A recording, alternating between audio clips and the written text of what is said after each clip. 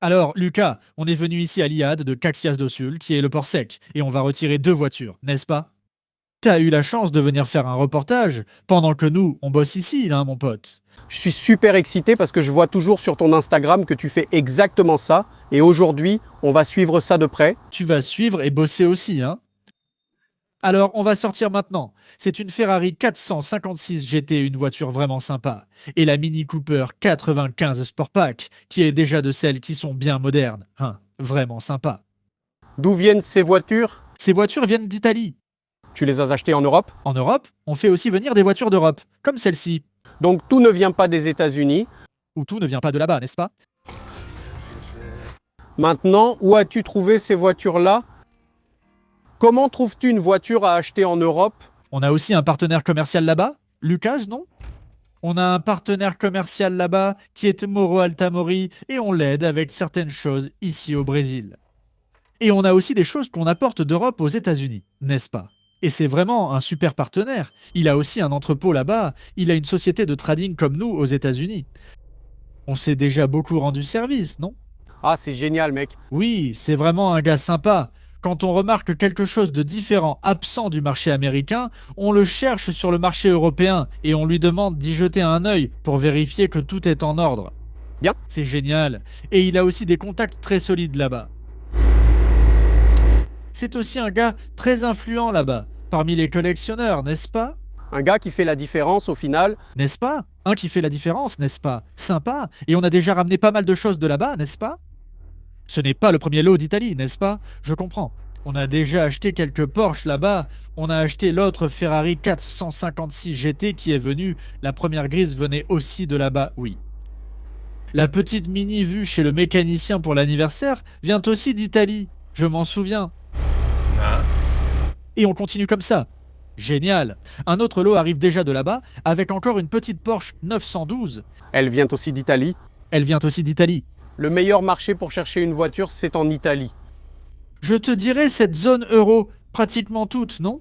L'Italie, l'Espagne, le Portugal. L'Allemagne aussi. L'Allemagne aussi, mais plus au nord, on retrouve le même problème que les voitures américaines. Beaucoup de rouille à cause de la neige. Ah, il y a aussi ça. C'est ça.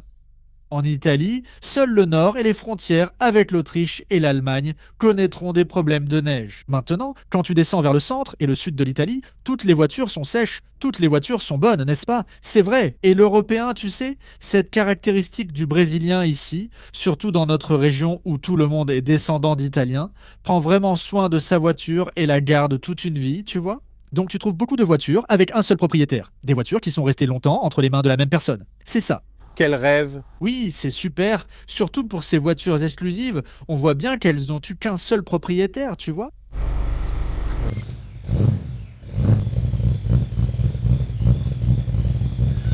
Eh bien, aujourd'hui, nous sommes au Porto Seco de Caxias do Sul. Je suis venu accompagner Henrik Michelon pour dédouaner et emmener deux voitures qu'il a rapportées d'Italie jusqu'à son atelier. J'ai eu beaucoup de chance que ça arrive aujourd'hui parce que je le vois toujours faire ça sur Instagram. Et aujourd'hui, on est venu faire ce travail avec lui et je vais vous montrer ça dans la vidéo d'aujourd'hui. Les voitures sont gardées ici à l'intérieur, jusqu'à ce que tout soit réglé et que les taxes soient payées. Non, mais ici, c'est vraiment bien gardé. Bien gardées. Ce genre de voitures haut de gamme, on leur demande de les garder ici, n'est-ce pas? Ah oui, et les pick-up à restaurer restent parfois sur le parking, parce qu'il n'y a pas assez de place, tu vois. Maintenant, quand il s'agit de voitures de plus grande valeur et en meilleur état, on leur demande de les garder à l'intérieur, tu vois. Tu paies un supplément ou tu t'arranges en discutant? Non, ici on est des habitués, ici, tu vois.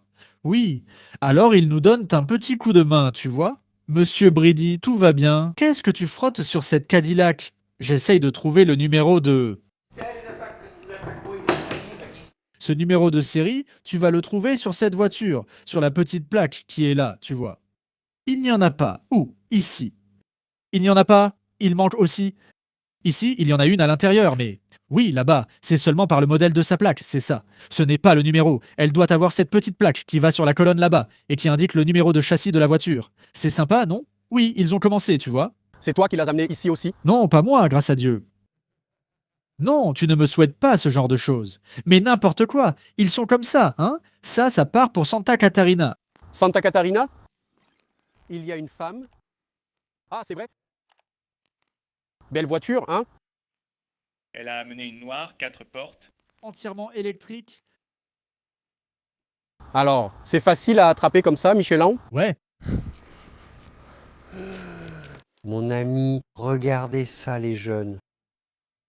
Celle qui est fermée, c'est 4, 5, 4. 6, non? 4, 5, 6. 4, 5, 6 GT. Pff, C'est vraiment dingue ici, ouais.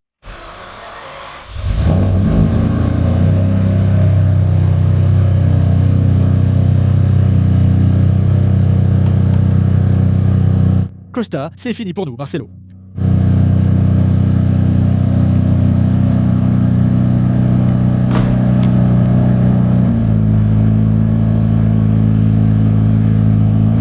Prends celle avec la patte et amène-la ici. Hier, j'ai frappé ça. C'est pour la voiture. Oui.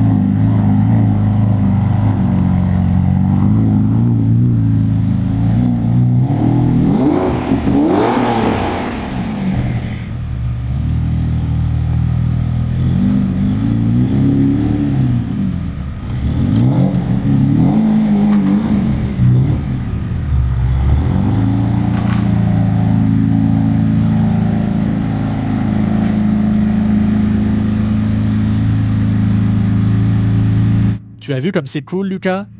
La voiture est parfaite, non? Parfaite. Il y a peu de choses à faire. Très peu. Très peu. Vraiment très peu, n'est-ce pas? Voiture de première main. Toutes les révisions mécaniques faites chez eux. Pour le nettoyage et la préparation, c'est ça? Mais cette voiture, elle était utilisée où? Dans quel pays? En Italie même? En Italie même? Oui. C'est ça.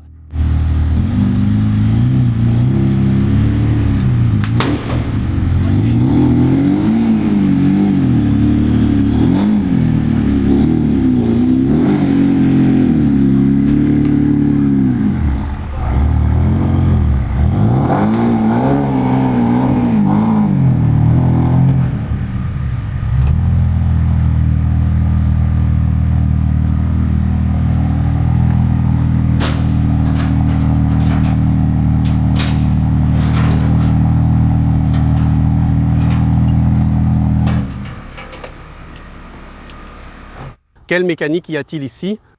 Ici, il y a une Ferrari, moteur de 4,5 litres 2012, déjà moderne. Injection motronique, déjà une vraie Bosch motronique, n'est-ce pas? Waouh! V12. La voiture est signée Pininfarina. Très moderne, c'est signé Pininfarina. Ici, c'est déjà une voiture. Oui, tu peux laisser. Ici, c'est déjà une voiture. Ici, c'est le tournant pour Ferrari, le passage des anciennes voitures faites à la main aux voitures modernes, pleines d'équipements et d'électronique, n'est-ce pas? C'est une voiture avec une suspension déjà auto-ajustable, hydraulique, qui s'ajuste toute seule comme celle de la SL600. C'est la même chose, les mêmes amortisseurs hydrauliques, avec expanseur et tout, avec un correcteur d'assiette. Tu conduis la voiture comme ça, c'est un vrai canapé, non? Sérieusement? Juste, équilibré, ça ne s'enfonce pas, ça ne s'ouvre pas, l'avant ne se lève pas, rien. C'est une autre proposition, n'est-ce pas? C'est vraiment une GT, j'ai compris. C'est une vraie voiture de grand tourisme, d'accord? Ici, l'échappement sport est déjà monté d'origine sur la voiture, non? C'est sympa sur cette voiture. Et cette voiture, comme elle fait partie de la première série, ces 456 GT ont été produites comme ça de 95 à 2003, d'accord? Donc elle a été produite plusieurs années. Les premières, comme c'est le cas de celle-ci, d'ailleurs son numéro de châssis est très bas, elles sont toutes en composite. Ensuite, ils sont passés à la production en série. Et là, elle passe à la tôle emboutie. Regardez, cette voiture est entièrement en composite, en fibre de carbone. Donc c'est une voiture extrêmement légère. Elle a beaucoup de choses intéressantes. Elle a ce pare-choc arrière avec un déflecteur qui s'ouvre et se ferme tout seul, selon la vitesse. Il a plein de choses intéressantes. Cette voiture est quelque chose d'absolument moderne pour son âge et son millésime. Henrik, c'était une demande du client. Quelque chose comme ça ou pas? C'est une demande du client, n'est-ce pas? Le client avait déjà vu l'autre. Il l'avait beaucoup aimé. Et maintenant, c'est le moment, il m'a demandé de lui trouver une voiture identique à celle-là. On est allé chercher, on a fouillé, ajusté, cherché, et on a conclu l'affaire. Mais vraiment très récente. Et elle a 80 000 km. 80 000 km. Tu vois, le kilométrage ne fait pas de mal à la voiture tant que c'est bien entretenu, n'est-ce pas? La voiture a été bien utilisée. Bien utilisée. Elle en a bien profité. Oui. Waouh, c'est super, n'est-ce pas? On va voir si on arrive à sortir la Mini. Et, qu'est-ce que tu en penses? On sort la Mini, on la met sur la plateforme, et on la charge dehors jusqu'à ce qu'elle rentre, ou on lui demande de rentrer. Il va entrer. Il va entrer? Oui, je lui demande d'attendre dans un coin pour aider à charger l'autre aussi, car on est venu ici à cause du poids, non? Tu vois, quand tu auras fini d'attacher, on attend que l'autre entre pour l'aider à charger? Oui, oui, après on sort ensemble. Lui non, il n'est jamais venu ici pour... Oui, c'est ça. Ah, mais mon fils l'aide aussi, n'est-ce pas? Il lui donne un coup de main, c'est ça. Alors tu as dit que tu n'as encore rien pris sur la première. Ce pneu neuf? Oui, j'ai pris une assurance là-bas à Saint-Oujouam-d'Akarta, n'est-ce pas? N'est-ce pas? Directement. Et là, je pense qu'il y a environ 50 km. Oui. Ce profil de Ferrari, au niveau du prix, à quel niveau il se situe par rapport au prix des Ferrari dans le monde comme ça? Ah, elle est bien cotée, n'est-ce pas? Parce que, comme je le dis, c'est la première vraie Ferrari de grand tourisme. La saga commence ici, c'est la 456 GT, puis viennent les 550, Maranello, 575, Maranello. Ensuite, ça devient la 599 Fiorano, puis la 660. 812 Scaglietti, puis les 812 Superfast. Donc ça, c'est la lignée des GT, n'est-ce pas? Ça a commencé ici. Ça commence ici. Mais il y a donc une importance historique énorme, n'est-ce pas? Phénoménale, d'accord? Phénoménale. Pour le collectionneur, c'est le NEC plus ultra, n'est-ce pas? Non, et c'est ce que je dis, elle marque un tournant, parce que tu imagines que la dernière Ferrari de grand tourisme avant celle-ci, c'était la Ferrari 400, regarde. Celle qui est carrée, la Pininfarina aussi est très carrée. Mais ce projet-là est très éloigné de celui-ci, n'est-ce pas? Donc celle-là, beaucoup d'années, hein? Oui. En plus, cette voiture-là a duré jusqu'en 86, je crois, que 87 c'est la dernière de ce modèle-là. Et après, il y a eu presque 10 ans sans GT avec un V12 à l'avant. Beaucoup d'années de pause. Beaucoup d'années. Et ce projet date de 73, 74, n'est-ce pas? Donc il a duré longtemps, mais il était vraiment très ancien, non? D'accord, cette voiture est sympa, non? Il y en a même deux, regarde. Waouh, deux? Non, il n'y en a qu'une. Celle-ci est au genre de bento, là-bas. Ah, vraiment? Oui. Vous les avez amenés ensemble? Non, non, je les connais. Je sais qu'ils ont acheté cette voiture. D'ailleurs, j'étais allé la voir pour l'acheter. Ah, vraiment? Et finalement, je ne l'ai pas achetée parce que j'ai acheté celle-ci. C'est fou, non? Quand ils ont demandé, on a dit, il y a une voiture sympa là-bas. Ils l'ont achetée et font tout eux-mêmes. Donc, tu vois la différence, non? Déjà avec la Mini Light en 13 pouces, regarde. Ouais, d'accord, avec l'élargisseur déjà large, parce qu'avant 94, il n'y avait que de cette façon, non? C'est ça? Et ça fait une différence, hein? Il n'y a que le petit élargisseur, n'est-ce pas? Waouh, ici déjà avec les jantes en 13 pouces et les grands élargisseurs, là il devient vraiment sympa, non? Beaucoup plus beau, ouais. Ça lui va bien, hein? Tu vas le restaurer ici? Oui, ici. Il y a des choses à faire niveau mécanique. L'intérieur est vraiment comme neuf.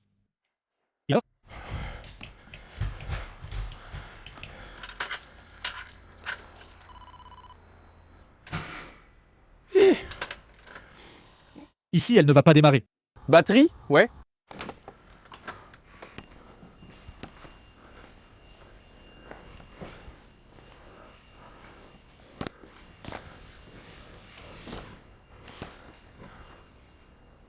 Je ne t'ai même pas aidé. J'ai juste filmé le gars s'il y a un problème. C'est ça, regarde.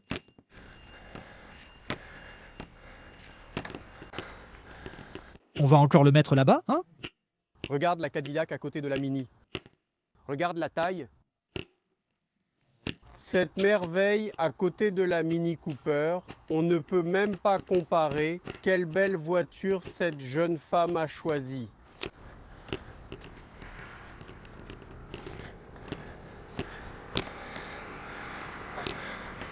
Regarde ici, je viens de m'en rendre compte. Merde, les jeunes. Regarde ce qu'il y a ici, une GTR, mec.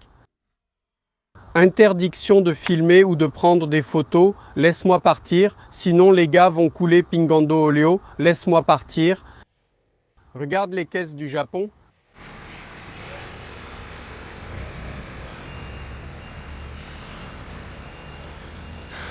C'est ça.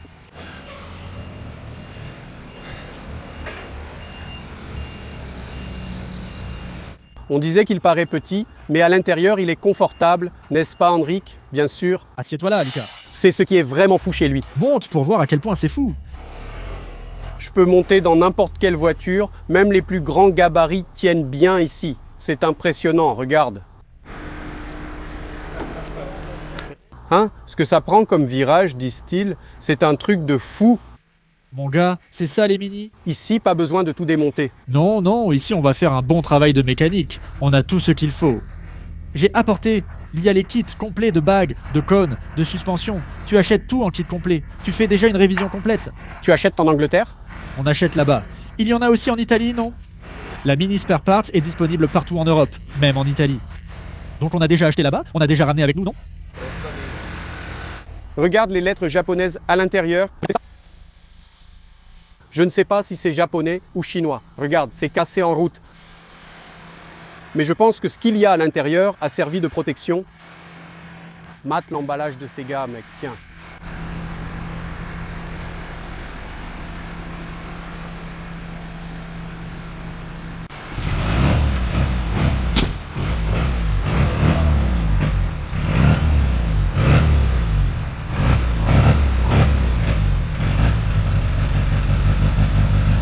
Tu as retiré les câbles là-bas?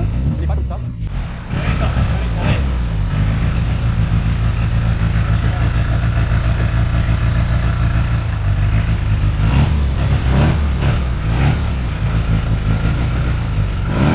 Comme ça.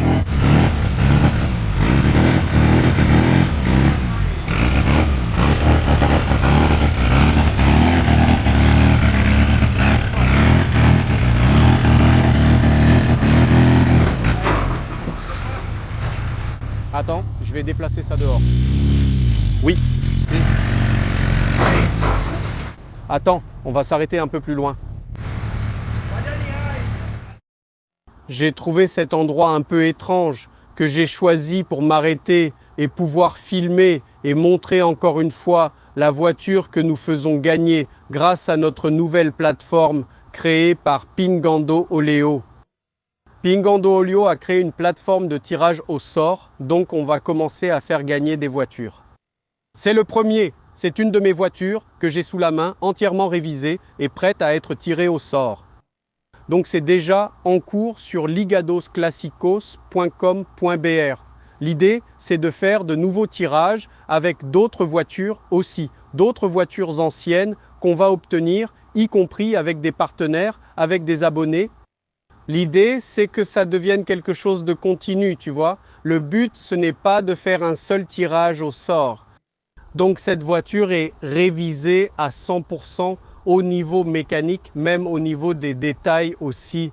On a enlevé beaucoup de poussière qu'il y avait dessus, on a changé le vinyle. La voiture a reçu beaucoup de soins sur tous les aspects, mais surtout mécaniquement parlant, elle est 100% prête à rouler. Elle freine bien, elle roule bien, elle ne chauffe pas, pneus neufs, enjoliveurs neufs d'origine. Ils sont super bien préservés et bien restaurés là. Il manque quelques petites choses, très peu de choses, et pendant cette opération qui va durer quelques jours, on cherche à améliorer et à ajouter encore quelques éléments d'origine qui manquent. Alors il suffit d'aller dans le premier commentaire de cette vidéo ou dans la description. Il y a le lien pour accéder à notre plateforme et participer au tirage au sort. Cette magnifique LTD 69, une voiture avec une bonne provenance, une voiture du Rio Grande do Sul que j'ai moi-même achetée dans la municipalité de São Marcos. Donc, la petite voiture a les feux arrière neufs, complets. Il a les 4 phares anti-brouillard avant, avec des coques un peu rouillées. Celui-là? Ceux de devant? Oui, j'ai trouvé un kit des 4 tout neuf. Regarde là devant, tu veux voir? Là, regarde. Son boîtier est un peu rouillé, alors j'ai déjà apporté les 4 nouveaux. Là, il y a un kit complet de suspension pour lui, les courroies et tout. Kit de suspension? Oui.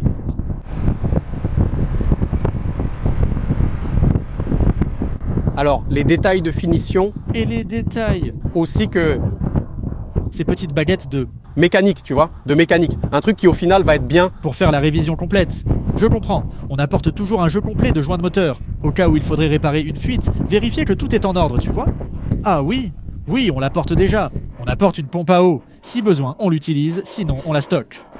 On peut toujours en avoir besoin, non? Comme ça, tu n'es pas bloqué pour la révision et remettre la voiture en route. Je comprends.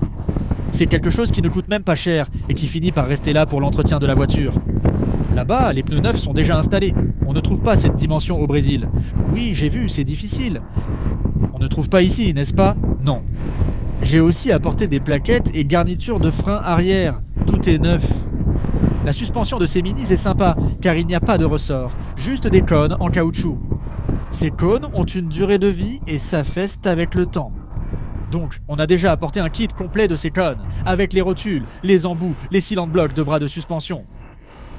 Ensuite, on remplace ce qui est nécessaire. Et ce qui ne l'est pas, ça fait une pièce de rechange en plus. Regarde. Enrique, au final, on a peur des voitures importées. Et c'est justement la voiture importée pour laquelle on trouve des pièces. Bien sûr, tu te souviens que je t'ai dit la dernière fois, Lucas, que je préférais restaurer une Jaguar 95 plutôt qu'une Opala 92.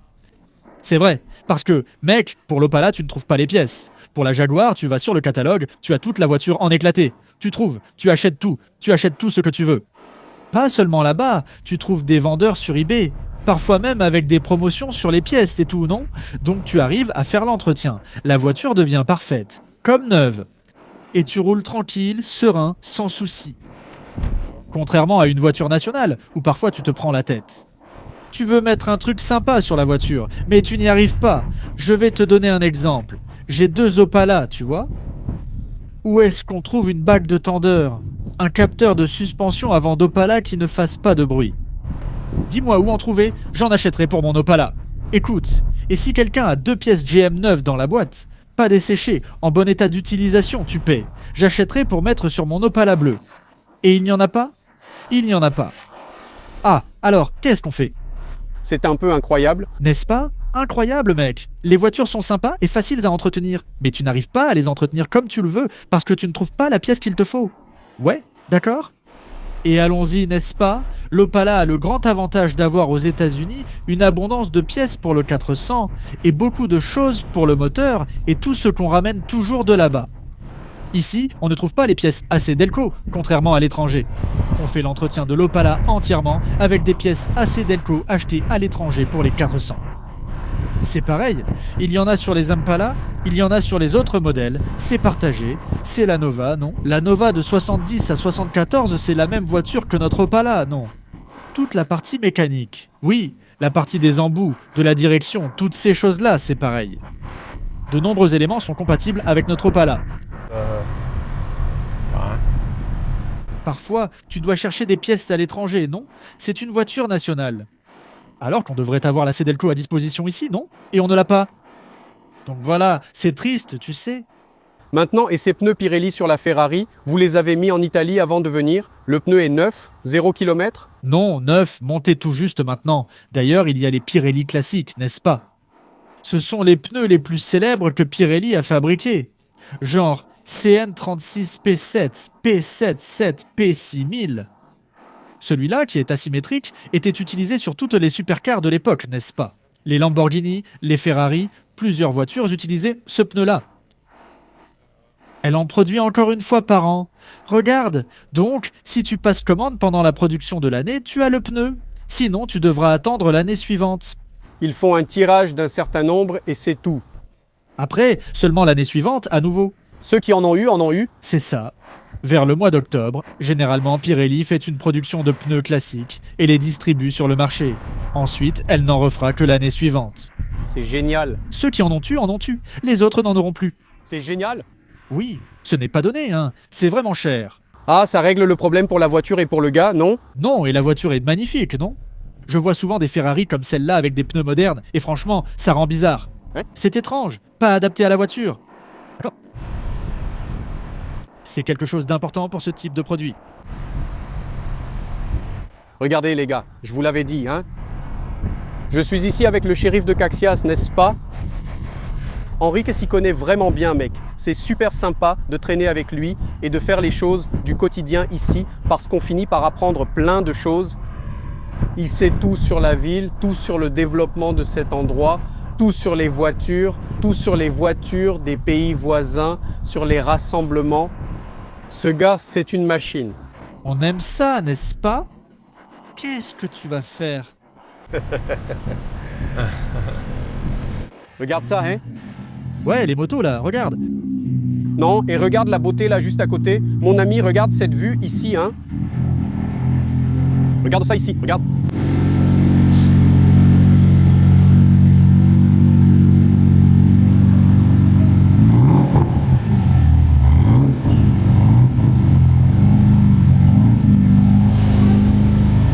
On doit le mettre derrière, non, Jouan?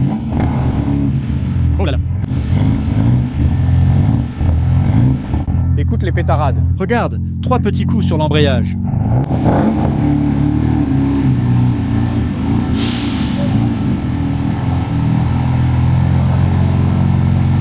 Hé, Jouan, je pense que tu devrais reculer un peu pour pouvoir ouvrir la porte.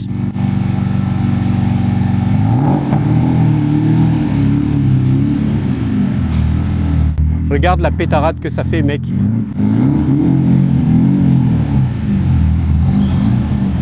Bon. Hydraulique, oui. Oui.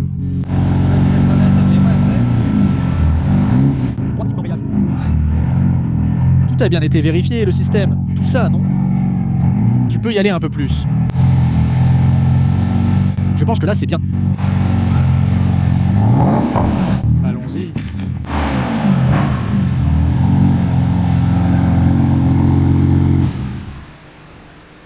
Tu avais raison, la banquette arrière est très spacieuse. Oui, c'est une banquette arrière pour adultes. 2 adultes y tiennent largement. Avec ta taille, il restera de la place. C'est vrai, mec. Regarde, frère. C'est une vraie GT pour adultes. Je peux entrer ici? Oui, bien sûr. Putain de merde. Mec, les vrais gros sièges, bien confortables, tu vois? Non, le siège me maintient déjà ici, regarde. Position de conduite ici, regarde.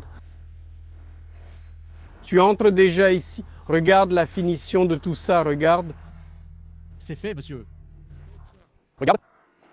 Merci beaucoup. Merci encore une fois. De rien, on est ensemble. À plus, frère. Merci, mec. Merci. Merci. Regarde la grille.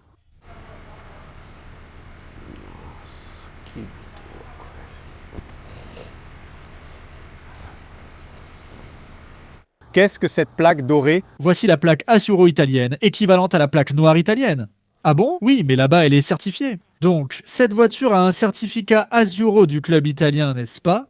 Regarde, et l'Assuro en Italie, c'est seulement pour les voitures 100% d'origine. S'il n'a pas 100 points, il ne l'obtient pas.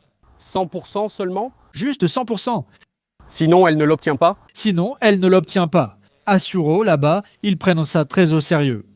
Waouh, c'est génial. Plaque impressionnante. Impressionnante, bien sûr. Et elle est fixée quelque part sur la voiture ou c'est plutôt comme un document? Non, c'est comme un document. Elle fait partie de l'historique de la voiture. Le client nous l'a donnée. J'ai demandé qu'on la laisse dans la voiture. Je vais la donner au nouveau propriétaire pour qu'il l'ajoute au dossier historique de la voiture. C'est ben ça. C'est ça, mec. Regarde le pédigree de cette voiture, mec. Ouais.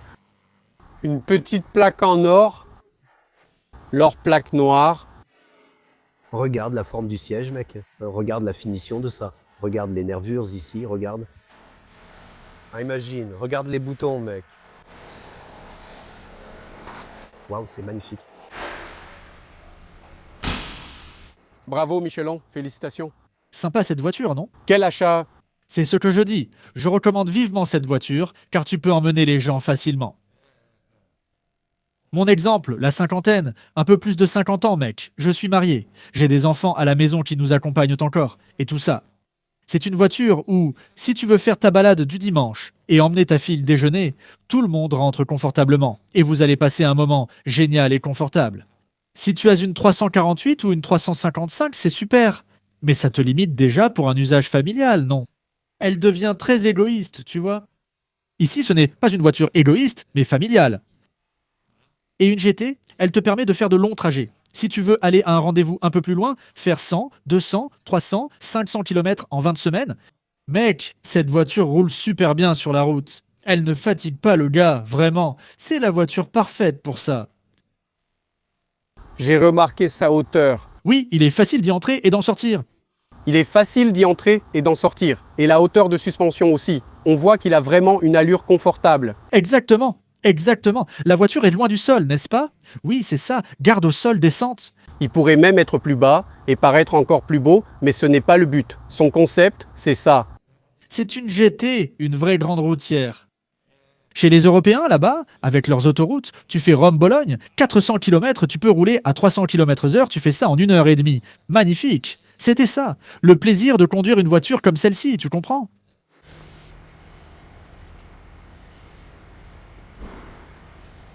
C'est son objectif. C'est à ça qu'elle servait, non? Incroyable.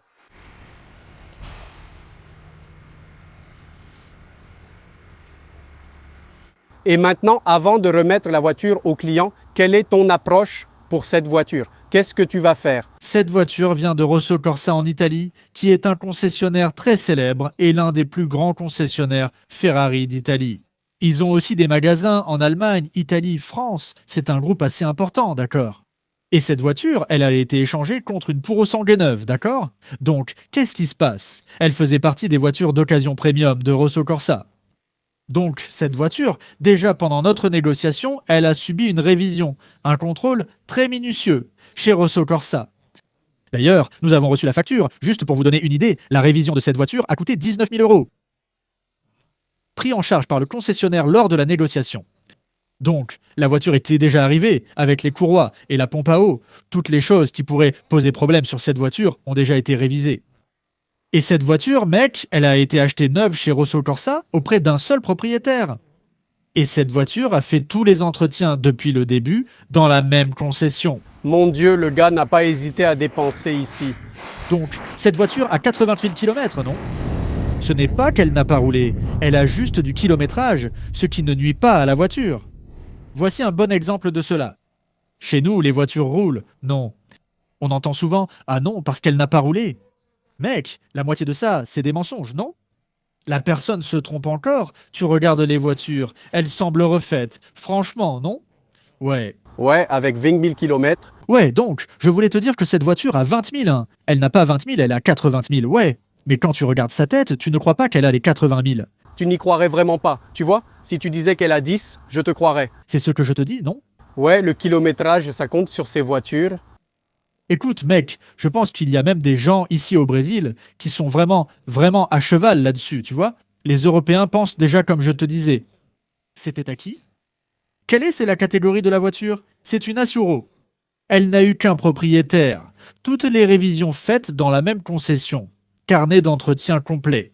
Tout a été fait selon le manuel Ferrari, comme il se doit, sans économiser un seul euro sur la voiture. Donc, je pense que c'est ça qui fait la différence. Oui. Une voiture de 20 000 km, restée 10 ans sans rouler, demande une remise en état coûteuse. Tu dépenseras plus que les 19 000 déjà investis. Le gaz a dépensé 19 000 en Europe, imagine ici au Brésil, pour remettre une voiture comme ça en état. Il faut faire venir les pièces, non? La main-d'œuvre, on en trouve, mais encore une fois, ils avaient ça sous la main, tu vois? En utilisant uniquement des pièces d'origine, tout est bien fait, non? Donc c'était une négociation où tu as réussi à négocier au point de faire une révision là-bas, payée par lui. Payé par eux, le prix de la voiture négocié, révisé chez le concessionnaire. J'ai compris? D'accord? Donc ici, il suffit de passer un peu d'eau, une cire et c'est prêt. Laver, faire le polissage et la protection, livrer la voiture entièrement protégée pour que le client la garde dans son garage et on continue à l'aider à l'entretenir, n'est-ce pas? C'est ça, non? Exactement, c'est comme ça que ça fonctionne. Pour qu'il puisse en profiter en toute tranquillité. Félicitations mec, bel achat. Très cool. Oui, c'était un achat judicieux. Et avec un peu de patience, on finit par trouver ce genre de choses, non? Oui, non, parce que sinon, tu prends plein d'autres trucs qui ne valent pas le coup, non? Et c'est une voiture où chaque détail compte. Elle doit être impeccable dans les moindres détails. Et cette voiture est parfaite dans tous les détails, même les plus petits détails de la voiture. Peu importe son kilométrage. Tu réalises que celui qui l'a utilisé l'a fait avec soin. Il a vraiment bien entretenu la voiture, non? Un gars qui aimait vraiment la voiture. Même l'état intérieur de la voiture. Il n'a pas été restauré et il est en parfait état, n'est-ce pas? Son intérieur est incroyable mec. Et celle que tu es en train de restaurer, Celle-là, c'est une Testarossa à retaper. Oui, une Testarossa à retaper, elle est en phase de remontage. On prévoit d'avoir cette voiture prête, assemblée d'ici la fin de l'année. On la remonte aussi avec beaucoup de calme, beaucoup de soin. Au moindre détail manquant, on s'arrête pour chercher la pièce. On la remplace, si on ne peut pas la restaurer, on la répare. Celle-là, c'était une voiture qui a eu un gros malheur, parce que le gars l'a achetée neuve. C'est une voiture de 89 modèle, 90. En 91, après un an d'utilisation, il est sorti de la route avec elle. Non, c'était en Floride, pas en Californie. La voiture venait toujours de Miami. Et tu vois, là-bas, les autoroutes, avec un terre-plein central qui forme un angle avec le reste. Et là, ils ont frotté le dessous, le plancher. Et ici, dans la coque du côté du conducteur. Cette voiture a été envoyée en réparation. Pendant ce temps, le gars est décédé. Et il avait une dispute là-bas entre sa femme, son ex-femme, sa maîtresse, c'était le chaos. Et sa succession est restée en litige judiciaire pendant 20 ans, oh là là. Et cette Ferrari, d'ailleurs, a été enfermée, bloquée, là où elle était en réparation. Et ils l'ont ramenée chez lui, à Miami, dans l'état où elle était, sans réparation. La justice a ordonné l'arrêt de tout. Et elle est restée immobilisée pendant 21 ans avec 4158 km, incroyable. C'est ce que le gars a utilisé jusqu'à l'accident. tu l'as acheté dans cet état-là. Dans cet état-là. Car cela a mis fin à la confusion entre les femmes. La voiture est finalement restée à sa maîtresse en Floride, puis, après décision de justice, ils l'ont transférée à son nom. Elle est allée chez Ferrari à Fort Lauderdale, où nous avions déjà acheté des voitures. Elle voulait échanger cette voiture contre une Ferrari Roma, sortie en 2018. Là-bas, le personnel me connaissait car j'avais déjà acheté des Ferrari.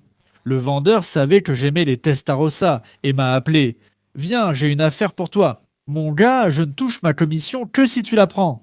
Alors, on est allé voir la voiture. Elle était couverte de crottes de pigeons et d'oiseaux. Parce qu'elle était restée dans un immeuble. D'un de ces immeubles avec des garages semi-ouverts à Miami, tu vois. Ouais, toute noire, pleine de suie. Mec, la voiture était incrustée. On a acheté cette voiture, on s'est dit, allons-y. Tu l'as vue dans cet état-là. Oui, ensuite, on l'a amenée ici. On a d'abord remis la mécanique en état de marche. Elle était neuve, le bouchon de vidange était scellé. La fiche d'achat de la voiture est là-bas, à la Constitutionnal de Fort Lauderdale. Tout est scellé, la voiture contient encore l'huile d'origine de l'usine. Parfait, tu vois, mais il y a eu un accident au plancher. Alors, on a démonté toute la voiture. On a remplacé tout le plancher. C'est un plancher à structure en aluminium. Donc, on a refait toute la structure du plancher. On a tout réparé. Et on est en train de remonter la voiture à nouveau. Génial. Et la voiture, en plus d'avoir eu ce malheur de l'accident. Pendant son séjour dans le garage de l'immeuble à Miami, elle a été pillée. Les gars ont volé la calandre de la voiture. Ils l'ont arrachée. Ils ont volé les rétroviseurs de la voiture. C'est pas vrai. Ils ont volé le feu arrière. Ils ont volé la grille à l'arrière de la voiture. Mec, ils ont pillé la voiture. La voiture a été pillée dans le garage de l'immeuble. Réfléchis avec moi. Oui, plus de 20 ans laissée là. Une haie. Prête et de plus en plus abandonnée par tous ceux qui passaient par là. Oui, des années, c'est ça. Des gens normaux, des ivrognes, des gamins, des adultes. Mon gars, à un moment donné, les gens finissent par craquer. Je sais où est la grille, je vais la chercher. C'est devenu un libre service pour tout le monde. Mais c'est super de savoir que ça va bien alors. N'est-ce pas?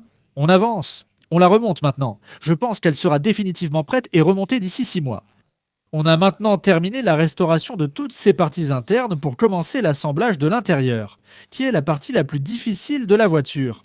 Il commencera par la boîte à fusibles, distribuera le faisceau, puis montera le tableau de bord et le reste, non. C'est quelque chose, hein? C'est vraiment beaucoup de travail. Waouh, celui-là, on a même fait un travail très détaillé, parce qu'on voulait sauver tout le cuir d'origine, et on a réussi à l'hydrater, à faire les bains d'hydratation. Il mentionne une partie du siège et de l'intérieur. Oui, on a pu sauver les sièges d'origine. Tu imagines, avec l'aide de Carlos, notre ami spécialisé dans la restauration du cuir. Et il a aidé. On a apporté les produits, les gels, tout ce qu'il fallait. On a réussi à hydrater, mec, et le cuir a bien réagi. Les sièges d'origine de la voiture sont restés parfaits comme ça. Waouh, t'as réussi à traiter un cuir de 21 ans? Oui, mal entretenu là-bas, chauffé, il était desséché, tout ça. Mec, la chance c'est que personne ne s'est assis dessus. Donc il était sec, mais beau, tu vois. Pas sec ni craquelé, contrairement à quand on utilise sans entretenir, je comprends. Donc, on devait essayer d'hydrater ce cuir, et c'est ce qu'on a réussi à faire grâce à de nombreux bains d'hydratation, beaucoup de bons produits modernes, même de notre propre gamme qu'on utilise ici.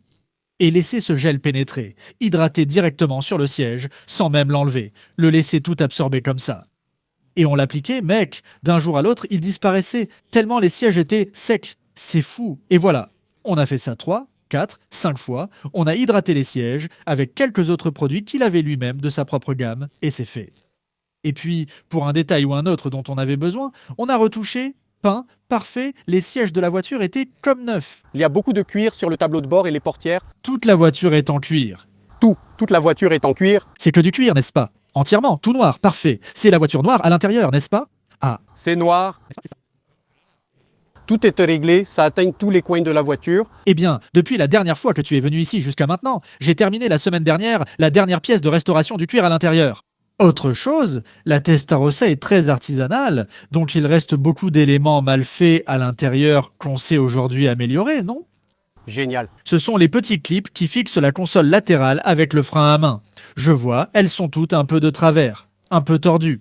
Mon gars, on a refait tout ça avec de meilleurs matériaux, avec des trucs en aluminium, tu vois, des attaches en inox. On a fait beaucoup pour assembler et rendre ça beau, droit, parfait. C'est même mieux que l'original, on peut dire. C'est fait à la main, car c'est ce qu'on avait. Les ressources se sont beaucoup améliorées, c'est sûr. Donc, on apporte toutes ces améliorations grâce aux matériaux actuels, même pour fixer les montants latéraux. C'était de l'aluminium, tout un peu tordu, tu vois. C'était très artisanal, hein, mec.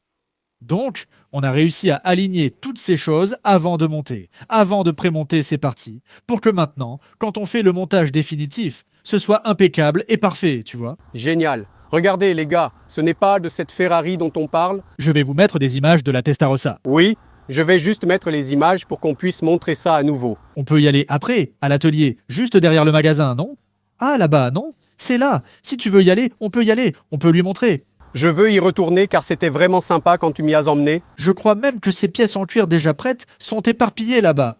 On pourrait les montrer, ce serait bien, non? Ce serait bien. On pourrait y faire un saut dans un petit moment. Ce serait sympa de montrer. Il suffit de vouloir. Henrik, c'est donc bien les pneus, non? Ce sont les asymétriques qui sont fabriqués maintenant, une nouvelle fabrication du vieux pneu d'époque, à partir de l'ancien moule des asymétriques. Pirelli fait ça là-bas. Il existe le Pirelli classique, pas seulement ce modèle. Il y a 8 ou 10 modèles de pneus que Pirelli produit à nouveau, n'est-ce pas? Comme l'ancien CN36 qu'on avait avec les Puma et Opala, tu te souviens? Génial! Ce pneu est encore fabriqué neuf aujourd'hui. Il était déjà mauvais à l'époque, imagine maintenant. Il existe de meilleurs pneus, mais il est joli. C'est incroyable. Oui,